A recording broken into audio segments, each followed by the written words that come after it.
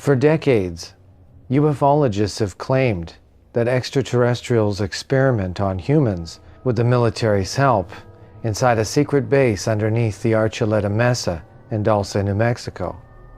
The quaint desert hamlet of Dulce, New Mexico has fewer than 3,000 residents. It doesn't even have a traffic light, but the unassuming little community is a hotbed for ufologists and alien conspiracy theorists who all believe that below the town is a secret 7-story military facility known as the Dulce Base.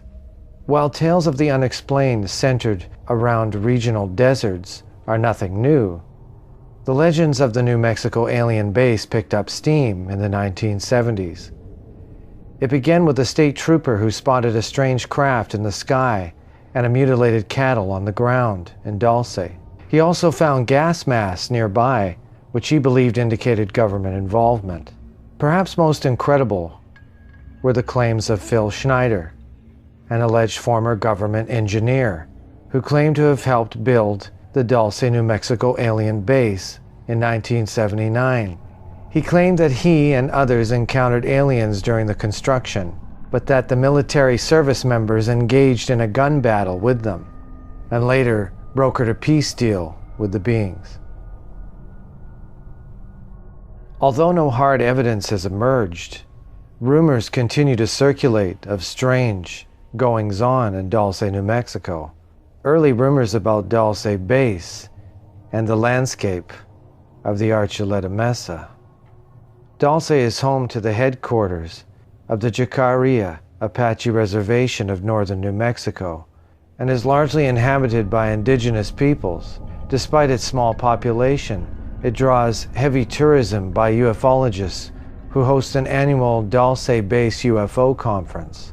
It's important to note that the existence of New Mexico's alien base itself remains entirely unproven, even as the legends surrounding it are well documented. Stories arose in the mid-1970s with New Mexico State Trooper Gabriel Valdez reporting a series of disturbing cattle mutilations.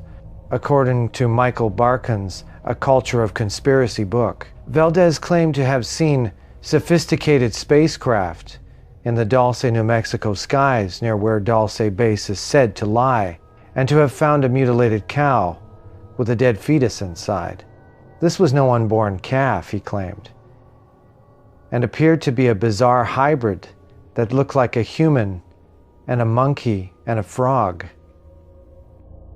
Detritus surrounding the cattle mutilations suggested to Valdez that the government was involved and that the cattle were not ravaged by wild animals, he said. Quote, "The evidence that was left there, predators don't leave gas masks, glow sticks, and radar chaff," Valdez said. "They don't leave that stuff," end quote. Barkan is quick to note that the cattle mutilations are often tied to nearby UFO sightings. The political scientist added that the Colorado-New Mexico border region had become one of the most prominent sites in the country for both kinds of reports by the early 1980s.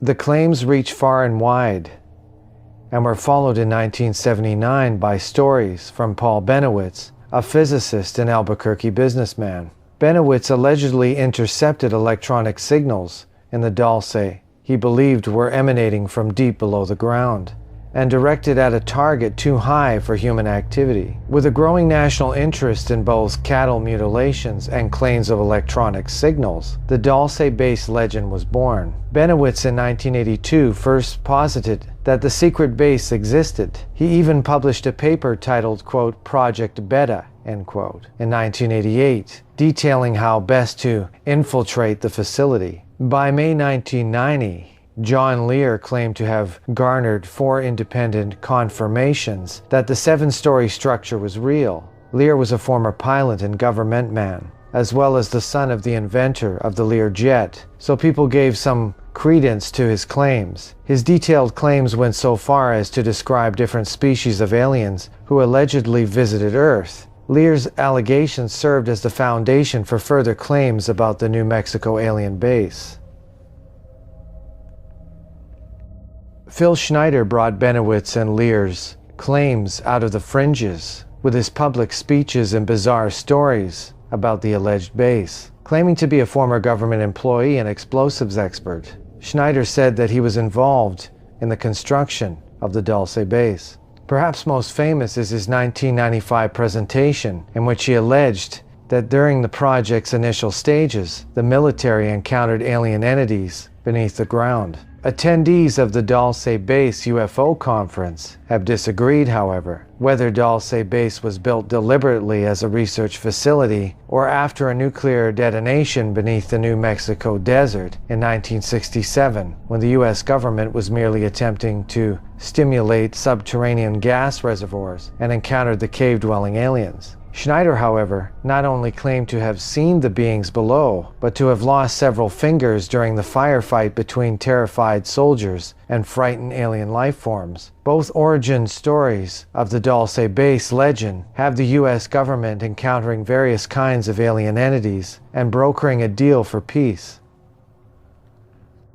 While Schneider claimed that roughly 60 people were killed in the purported firefight below the desert, none of his statements have ever been proven.